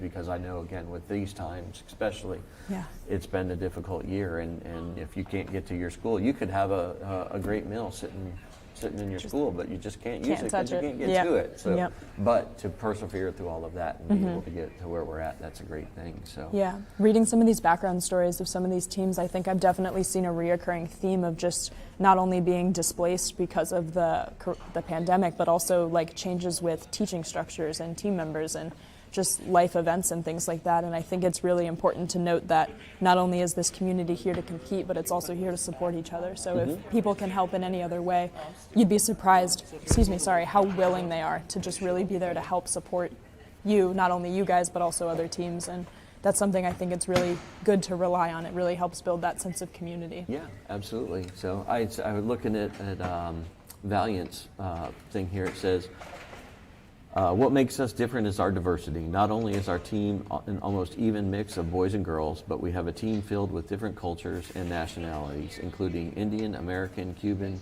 and more, of which we believe sets us apart from every other team. Absolutely. So that's a great thing, the diversity of the cultures and everything. And again, that all brings in different aspects of it, because we all look at things in the different ways, and that's what really helps us move forward. It does, yeah.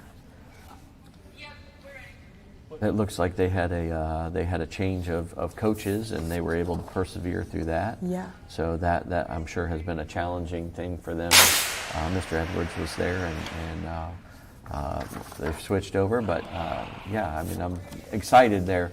All of the cars that we've seen come out of there. Okay, it looks like we had.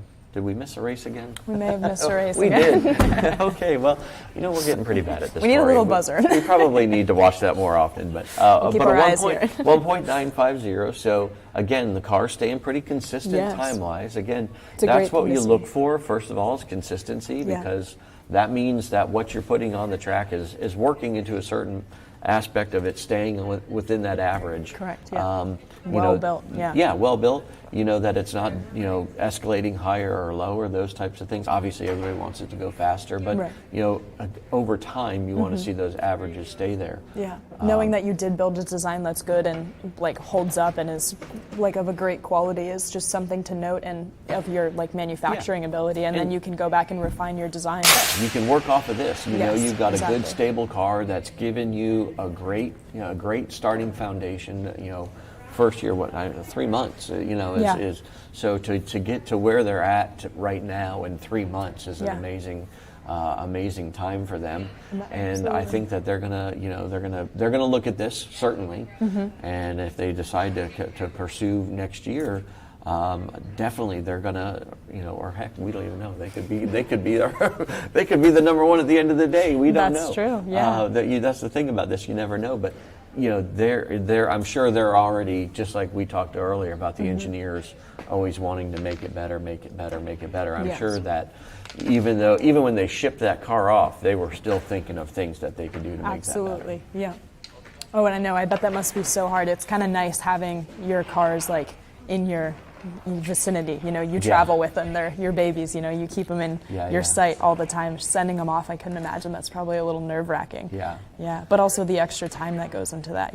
Just having them done that much earlier and all that. Yeah. So kind of, it's kind of disappointed we couldn't see Cyclone's car running. Not Valiant, or Valiant. Valiant's car running.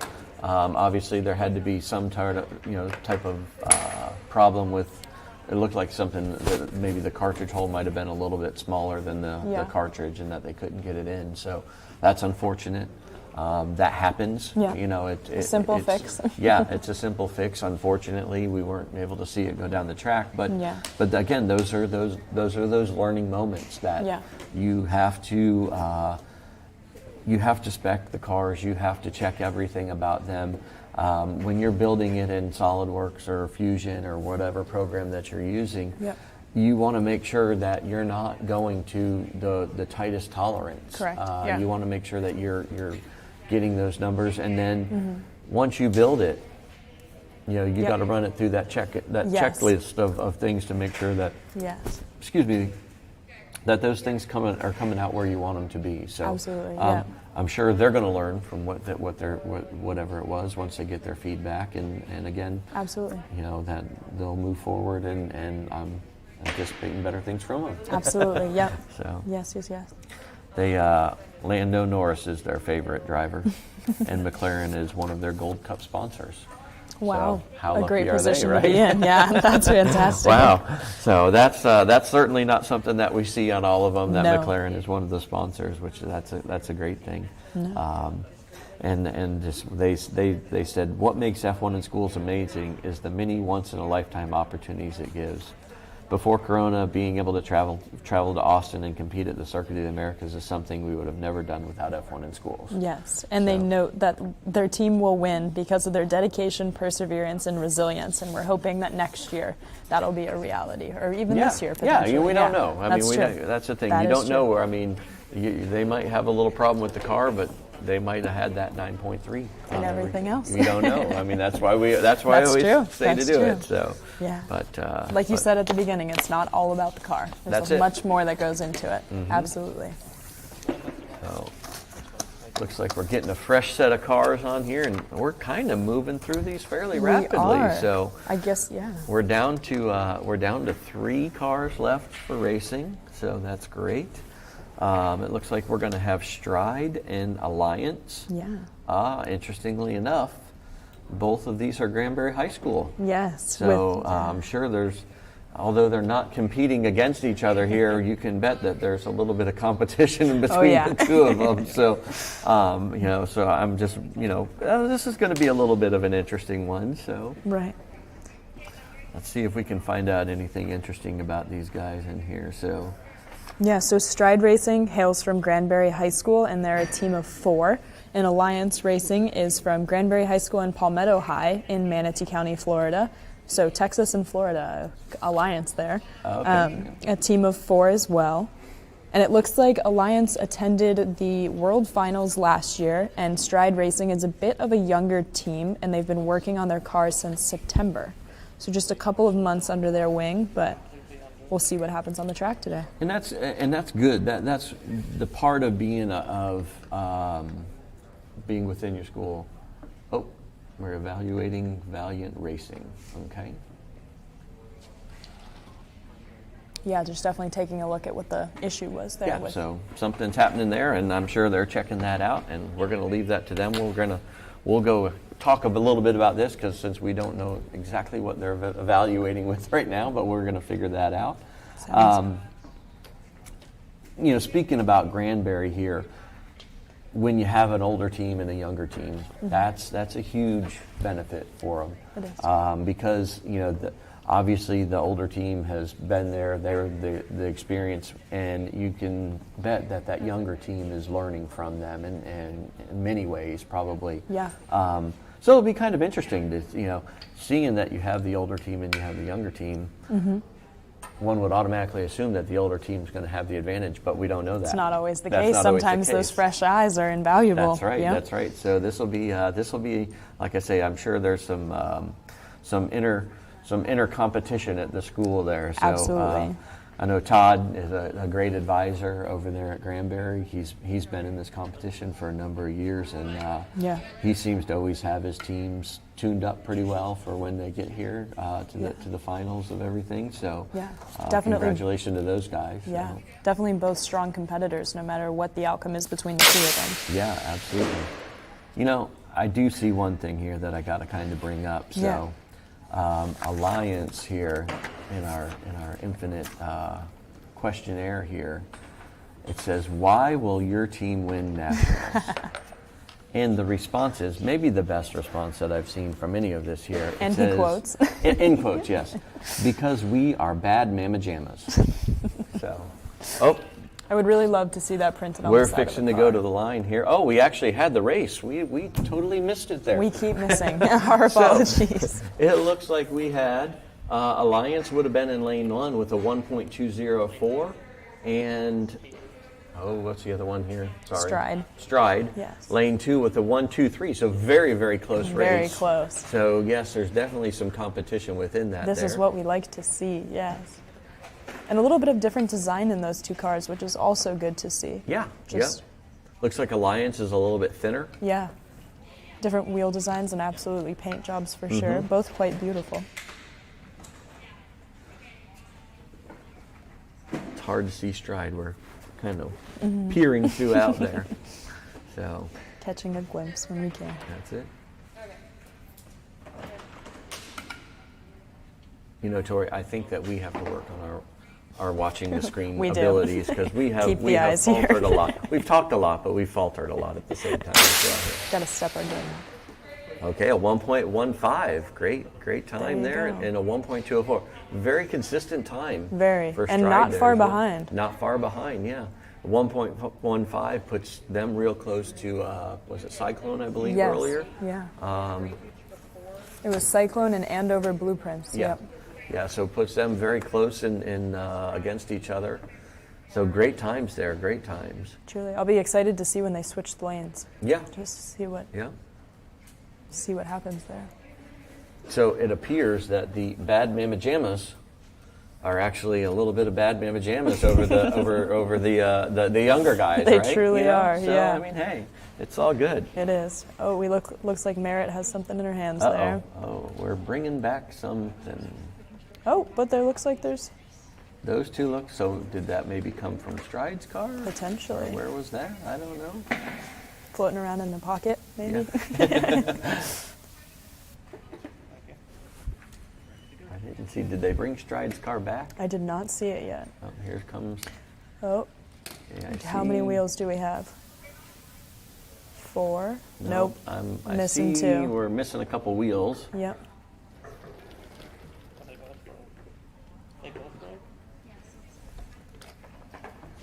Stride is DNF. Oh, is it? Yep. Okay. I can't. Yeah. Okay. There it is. There it is. Okay. Stride is DNF. Okay. So what that would mean is probably that the wheels fell off prior to the end of the race. Yep.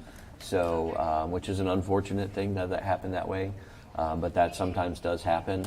And if any component of the car comes off before the end of the race, then that race is null and void, because obviously The it's time running is at a omitted. lighter weight. That makes sense. So that Yeah, that line will keep it on track, but the pieces will make it a little lighter. Correct. Yeah. So yeah. Okay.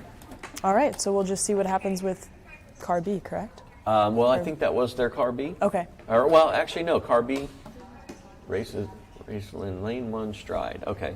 P8 will not race in lane 1, Stride. Okay.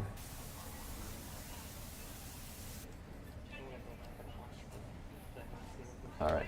So it looks like Stride's out then. Yes. And that probably was because the failure of the car.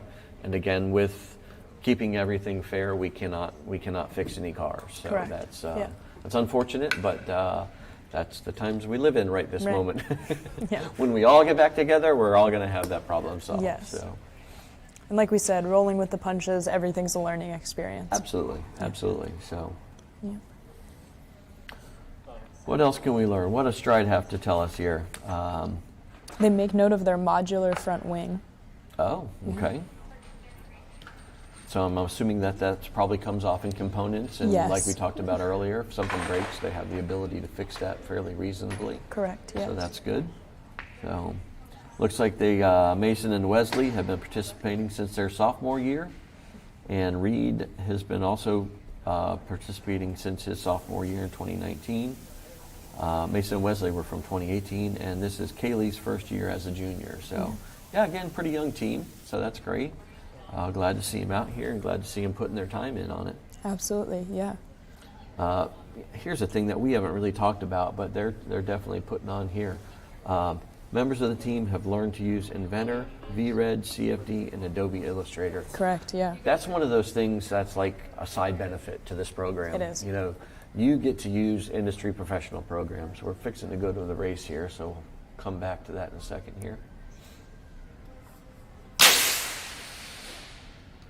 An alliance Wow, that of a was 1.17. yeah. Very consistent times. That's great. Yes. Very good times. It's a great time. So, while they're setting that up, but yeah, so, you know, industry certifications, Yeah. you know, being prepared for the real world is a very big thing right nowadays. I mean, career readiness, all of those Absolutely. types of things. And so the fact that they're using these programs, which are professional programs. I Yeah. mean, these aren't educational programs. No, These are by things no that are means. being used by real world professionals on a daily basis. Yes. And the fact that they have those abilities and Mm-hmm. can use them and bring it out into the real world. Yeah. I mean, at young ages, which Yeah. is great because they're going to be our future generations and going to be very prepped. We got one more race coming up here. Absolutely.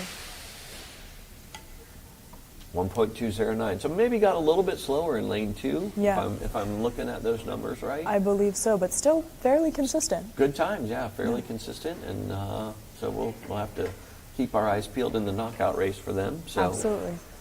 but Yeah, and I think something to note too about those softwares is that not only are those, like you said, like industry level, like that is absolutely what you'll be using in the real world, but getting those years of experience. If you're a junior in high school or even a sophomore and you've been working with those, you'll have 4 or 5 years of experience once you graduate from college to show that on your resume. I mean, imagine if this is what you're working on now, imagine what you'll be doing in 5 years' time, you know? Keep up the proficiency, keep learning more softwares, get better at rendering, doing all those types of analyses, just using those programs and learning the ins and out of them is truly invaluable. That's such an amazing thing that so many employers will look for. And I'm almost betting that a lot of the students that started with this program might not have even been using those programs to begin No. with, but as a component of it, you know, in order to take your game to the next level, you have to use those Yes. those programs. Absolutely. Not necessarily have to, but it's, you know, you the more you learn those programs, the better off you're going to be, the better off Yes. your products are going to be. Absolutely, And yeah. so props to all of our kids because it's not just you know, this particular group, but everybody is using these programs. Yeah. Yeah, and they're not easy to learn by no means, so that's an amazing thing, If it was too. easy, If you- everybody would be doing Exactly, it, right? yeah, and you're challenging yourself to do it. And I think something I've noted just across the teams is that these programs is how either they're getting introduced to Formula One, some of them have found like files online and then have started tinkering on their own time, but just really like challenging yourself and really just wanting to learn a difficult thing is paying off, I think. And then this is a fun, easy outlet to like work on it, you know, and you get to work with the team as well. And I know you used the term paying off, but and you used it in one method, but it's going to pay off in the long run. Oh, absolutely. Because through these programs, you're going to get into job positions which they're going to use those talents. Yes. And so it's not only are you getting the experience, but ultimately at the end of the day, you're going to make more money. Yes. because you have the experiences that you learned through the program. Absolutely. All right, so it looks like we're going to have Frontier racing on their own coming up here in just a minute. They should be loading up the track here. Yeah, and Frontier Racing comes to us from Wheeler High School in Marietta, Georgia, a team of 6, and they've been working for 2 years. Yeah. It says that they have their wheel sleeves and underbody have lift channels that will boost our car's performance over the rest of the pack. So I'm excited to see it run. I guess they're appropriately named for that reason. Absolutely. Yeah. Frontier, right? So, Absolutely. They have named their car Pioneer 4. I wonder if the 4 alludes to an iteration or just a special number for the team, but it could be. It could be. potentially some history there. Yeah. One of the cool things to note is that and when asked if they would like to share anything else with our team, they said that one of their members built a custom wind tunnel for outreach events so kids could see basic level aerodynamics with how air flows through a car. it's one of the many different outreach events that they created, and they also gave students an opportunity to be on a Shark Tank-like show. And that's amazing. I think we love to see the education that is inspired from this program, but also the outreach, and that's a great challenge that I think this competition poses to every team. Okay. It looks like I see a Valiant car there. Yeah. So apparently they were able to get one of the cars to get down the track, so that's good. They'll be going up against Frontier. So happy to see that they're going to be able to. I know it's always tough. Yes. Something happens and you can't see your car run, and that's the crescendo of everything, you know. So I'm glad that we could get that out there and that they have that running. Safeties are off there. And we are ready to race. We'll see how they match up.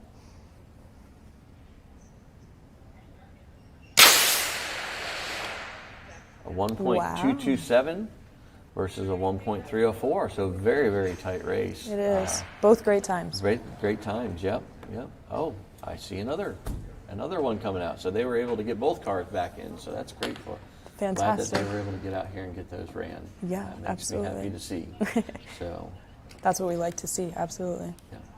And they also talked about, you know, they gave kids the opportunity to be on a Shark Tank-like show, and you know, that's one of the things that you can do, not even just the Shark Tank type show, but, you know, as high schoolers, go to your local elementary schools. Yes. Okay? Yeah. You know, sit down and you know, make a presentation where you can make the kids draw a T-shirt design, have them design their own race team, you know, give them a car to color or whatever it may be, you know, because the kids are inspired by, you know, high schoolers are big, and you get the little elementary school kids, and when those high schoolers come and visit them, it's the neatest thing for them. It is. No matter what you have them do. Yeah, absolutely, absolutely. Looks like we got a race here. 1314. Wow. And a 1370. So again, two great times. Definitely. Hopefully we can see them switch lanes and see where we come off with everything. Yeah, and definitely pretty consistent for our car in lane 2 from Frontier Racing. Yeah. Just a couple hundredths of a second away from each other. And sometimes you'll see that the more the cars run, the bearings get a little looser. Right. Things free up a little bit, you know. And, you know, they tend to get a little faster. I know somehow it always ends up that way when you get in the knockout race and you're going up against the number 7 car or whatever it may be, and you're like, we got them, you know, and then next thing you know, they post some crazy time and they beat you, and you're like, how did that happen? How did that happen? Yeah, absolutely. You just never know. Yeah, So, it's the name of the game. It's you pretty were talking fun. about the cartridges and things like that, because there's a lot of variables that come into play with this. Yeah. You know, we hand measured every cartridge. So all of these cartridges, I see a breakage over there on car lane there. 1. Looks like only on one of the cars, so that's at least a good thing. So, but yes, all of these cartridges were made. They're all within a tenth of a gram of each other. So we tried to keep it as tight of a tolerance for them. Yeah. You don't want to see a low cartridge running against a high cartridge. Absolutely. It's just one of those things. So, and trying to keep it as fair as possible. Everything's been weighed and tested. And Yeah, definitely making reweighed. sure every spec on your guys' end is top tier and primed. Exactly, Perfect. exactly. So, but, you know, talk about giving back to those kids. I mean, like I say, that's one of those, it's an easy thing to do for you. It is. It's great community outreach. It is, yeah. It's one of those things that you can get with a local school, go in there, and it's also a way to get sponsors. Yes. Because a lot of times you could go to a sponsor and say, hey, we're looking at doing a STEM outreach with a local, elementary school. We need to get some product so that we can help them, build a little race car or whatever it may be. And so you go pitch it to them, and you're going to see that maybe, hey, okay, you're going to go benefit our community. It's not just about the racing part of what we're doing; it's about benefiting your community as well. And so if you can go there and do that at the same time, that's a great opportunity. So thinking about sponsors, think outside the box. Yes, yeah. And You also, never- yeah, think about like what your talents can do to help other people. In some ways, you're becoming that experienced community member that you are looking to have a relationship with, and there, you can become that person for other people as well. Yeah, absolutely. And you're getting the future generations of F1 in school kids. Excited, You know, yes. because you never know who you're going to inspire at that Yeah, young age. absolutely. You never know. Yeah. I mean, I remember there wasn't that much of a difference with like how far the inspiration went, just even within like my high school. Like I remember we formed as a team, and when we were working like in our like shops after school and stuff, we'd have kids come up to us and go like, "Oh, what is that?" And they're like, "Wait, that's so cool. Like, how do I get involved? Like, I'd love to." And just it's a wildfire, you know. Yeah. You just start it and it just carries. it just goes, yeah. absolutely. And that's how you build a program at your school, and Exactly. next thing you know, your city, and then next thing you know, your state. I Yeah. mean, it just builds on top of itself. It really does. Yeah. So, getting pretty close to racing here. So I'm not sure if the other one is going to be running or not, but it looks definitely like we've got Frontier going. Yeah. Oh, by itself. There we Yeah. go. Sorry. We're getting updates in different corners. It would probably help if I'd look in the right direction. We're trying to not miss this. If you're tired of seeing the bald head, I'm sorry. You know, that's just the way it rolls here, okay? Absolutely. Yeah, and Frontier Racing has an interesting point here with the origin of their team name. They were attached to a team name that was suggested based off of a documentary they watched the night prior on Mount Everest, and felt that the journey through F1 schools was like a trek up it. Oh, absolutely. Yeah. It definitely feels like you're climbing a mountain when you're going through it, that's for sure. I would agree. Just got 1.275, so another great time. Actually, a little bit faster, I think. Yeah. So that's great. Like you said, mind games with those A and B cars. That's right. And a little lane switch. You Yes, never know. true. So that's why we race them in both lanes. Absolutely. Smooth insert of the cartridge there, and Yeah. lining it up to get it ready to race one more time. I really like those wheels. They're almost like retro white-walled. Yeah. It's pretty cool looking. Got the big moon discs on them. Yeah, exactly. I really like that Formula One in School sticker on the side too. That's Yeah, a cool touch. yeah, part of the requirements. Yes, you know. yeah. And again, that was that's a requirement this year that they kind of changed that, it had to be on less than a 10-degree angle, if I remember off the top of my head. And, so obviously some people have kind of put them on some angles that might have skewed the logo a little or something Right. like that. And so they just made that change. Yeah. 1.312, again, a great time. Yeah, so, still consistent. Yeah, very consistent as far as that goes. So. Absolutely. I think we've seen some great races today. Yeah, Just- absolutely. I'm really looking forward to the knockout because I think that we're going to see some close times in between some of the races, and Absolutely. should provide a great knockout champion at the end. So I agree. I'm not sure. I think we're taking a break between this and the knockout. I'm not sure how that is.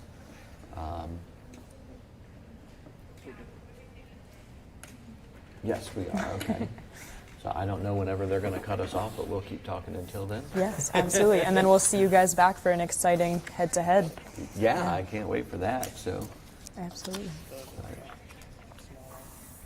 Yeah, I noticed that when I was learning.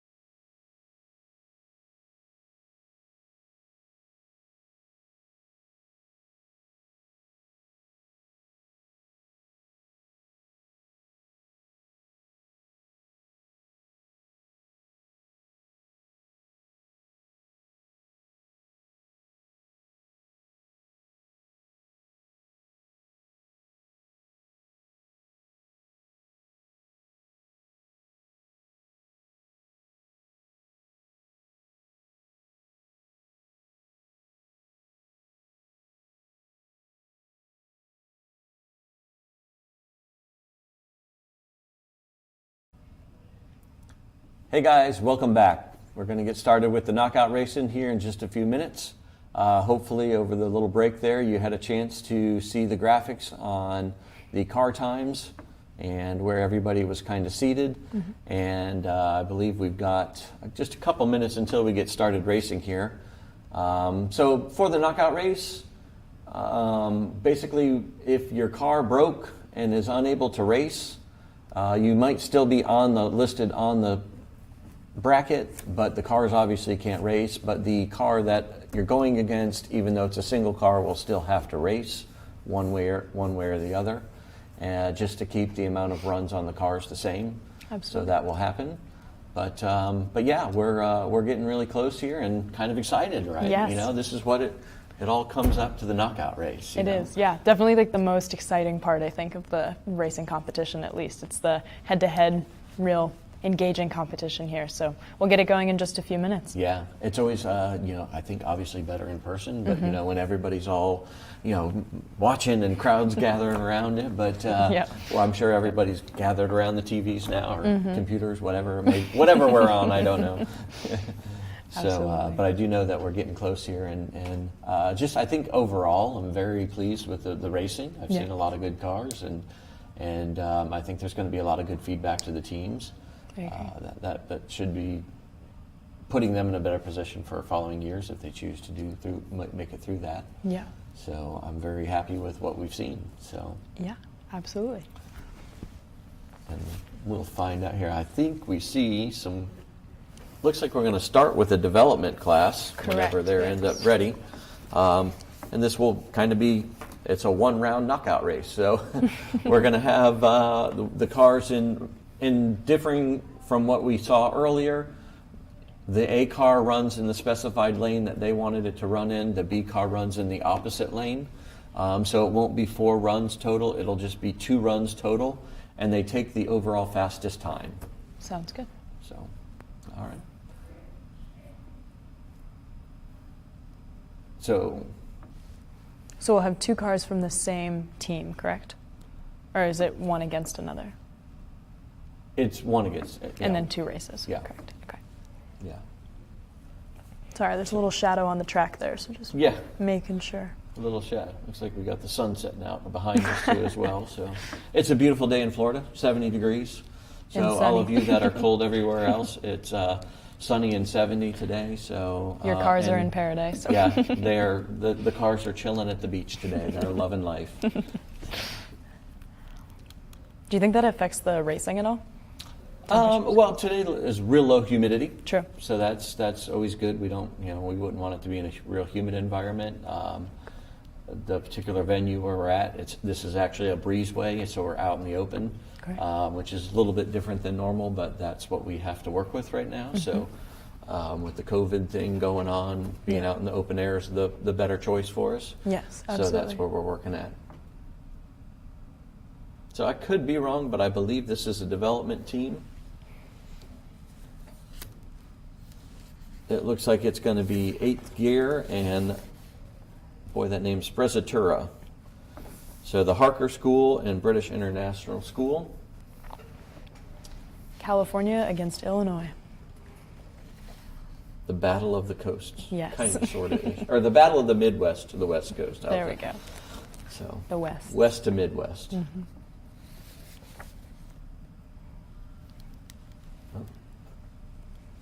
Well, it looks like we rebooted that.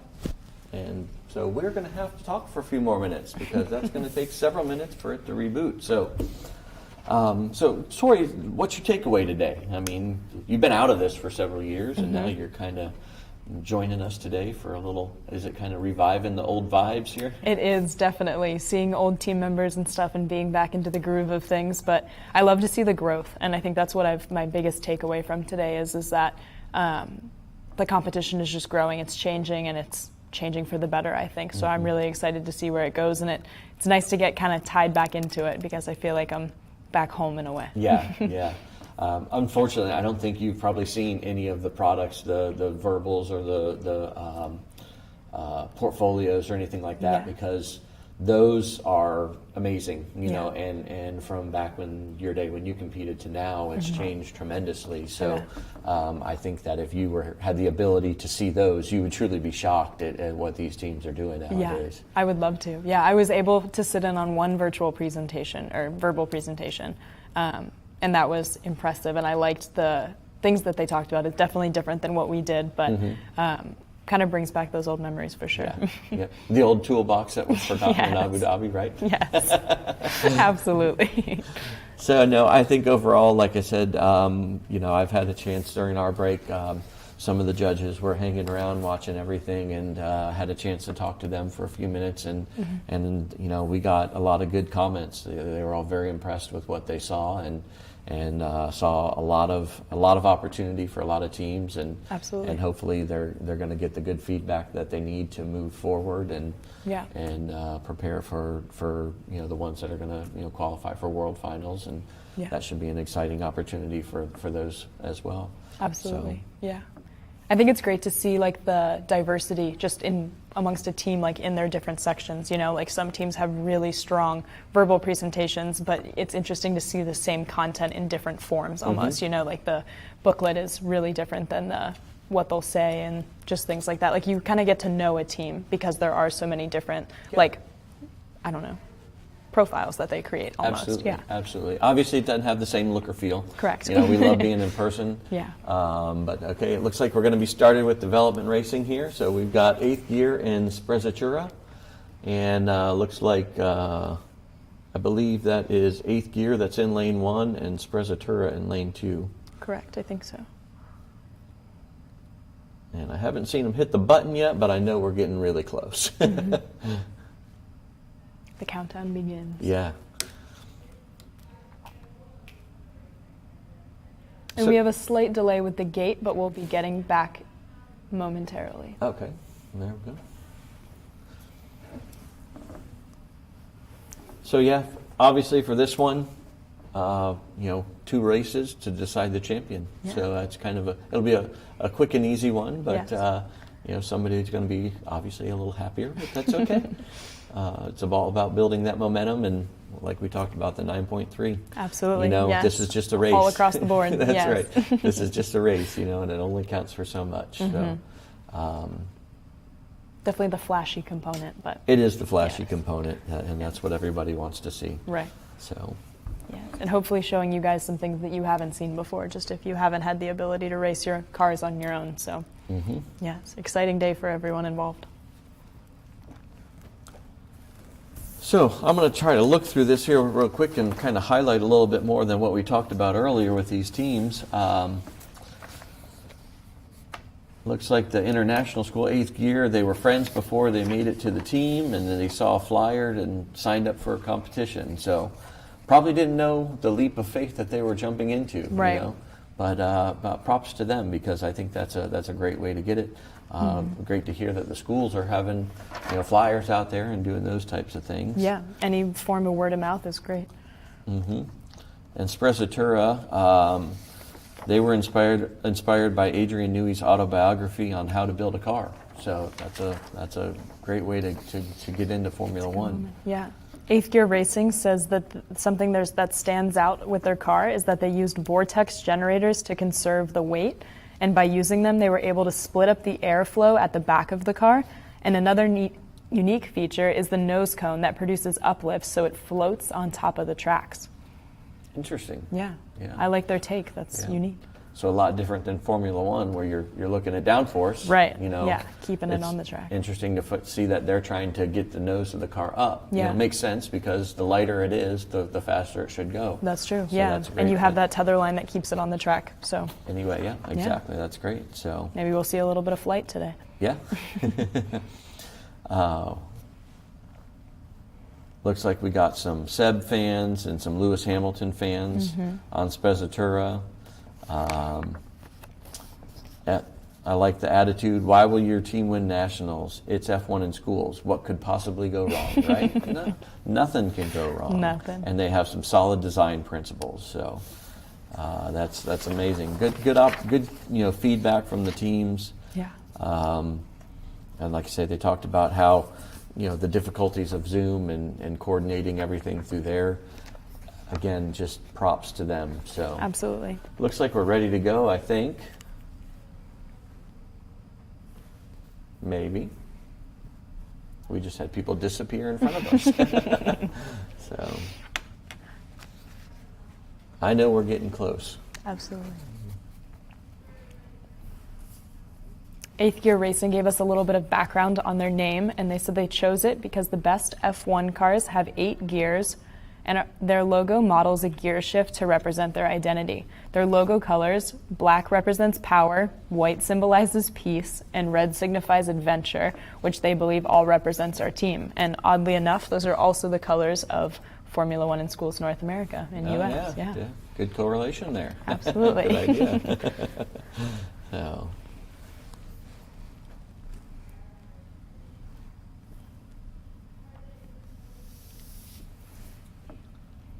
Wow.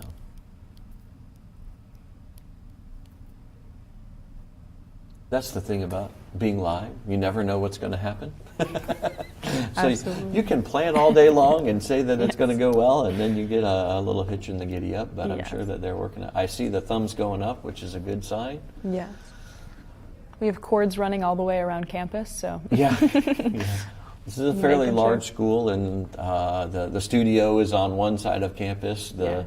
The track is on the other side of campus. So Mm-hmm. looks like, but we're going to be getting ready to go here. The lights are going to be coming on. Here and we here go. we go.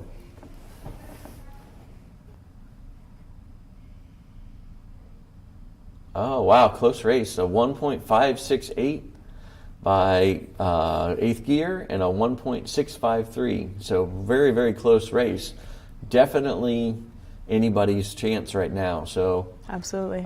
we don't know.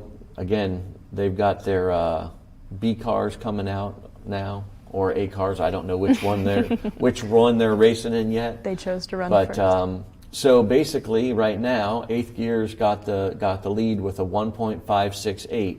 So Sprezzatura has to come up with a number below that 1.568, unless 8th gear gets even faster. Correct. So little bit of insight there as to what they have to do and how they have to get there to get that knockout champion. Or the 1.568 could hold, and It that's could. our Yep, it could. Many times it has. So True. sometimes that first race is the one that gets it. absolutely.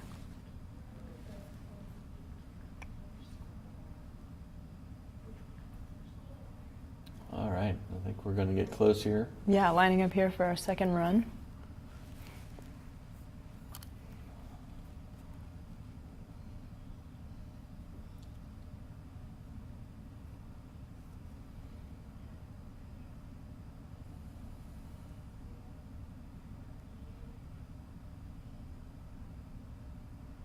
And here we go.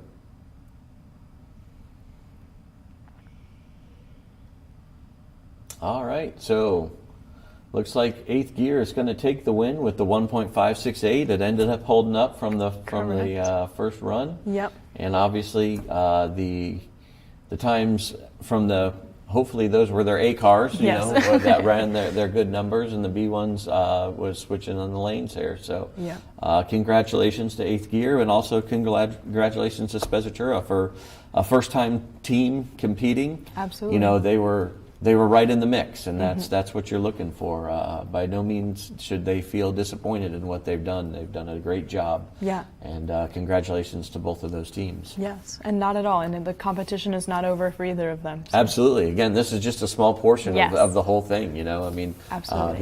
This is one little trophy in the grand scheme of things. So. Correct. So yeah, so now I think we're going to be moving on to our professional class, and I think first up on our list will be Cyclone and Valiant. Yes. So I believe the interesting part of this one, if I'm correct, is that Cyclone will be running by themselves on this, as the Valiant car was unable to compete after the first runs. So people might ask, well, why do you have to race the car when there's nobody in the lane next to it? Mm-hmm. It's in fairness to all of the other competition cars that we want to keep the same number of runs. Correct. So they'll have to run their A car in their A lane and their B car in their B lane. Yep. We can do it as one run. Right. If they end up going, you know, they don't have to make two separate runs, but both cars do have to run down the track. Yes. So I'm not sure exactly how they're going to do it right now. But I'm sure they'll, even if they run one by itself and then one after that, however, either way is fine. Correct. Yeah. So. And I definitely believe that that's the most fair way. So. Yeah, absolutely. Yeah. I mean, you know, every time these cars go down the track, there's an opportunity for breakage. Absolutely. And yeah. so if you're not running a car down the track, you want to make sure that they're getting that time in, just to make sure that if something did happen, it's fair for everybody. So. Absolutely. Yeah. But. And also, like you said before, the bearings may loosen up a little bit, just things settle. Yeah. So Yeah. good to get that alignment across the board. Yep. And Valiant, they started off as Bulldog Racing, won first place regional competition in 2017, and they've been continuing and participating in the F1 Schools competition, and they were just a few points away from making it to the World Finals last year. Yeah. So I'm sure that they're on their dartboard is making it to that World Finals this year. So Absolutely. Let's, you know, obviously they're not going to be running this time, but again, that's just a portion of the competition. So I don't think they have to be too concerned. You know, I mean, True. there are all those other points that are out there that Yeah. they can accumulate. So Yeah. It'll be interesting to see how they did in the other competitions, or yeah, absolutely, and see how you they know. line up. This is a bit of an exciting afternoon, I think. We have the knockouts, and then we have the award ceremonies coming up right after. Yeah, this is a little different than the normal. Yes. I mean, normally we're spread out over several days and Right. all this stuff, and again, I just gotta congratulate the teams for their efforts and being, well, actually, I do see a Valiant car on the track. There is one. So now there could be that is racing, but it may be not able to advance. I'm not sure on that, but we'll see obviously how this comes out as they go through the race here. Absolutely. But yeah, it's just been a different type of competition for everybody today. Packed times to get in, shortened times, all of Yes. that stuff in comparative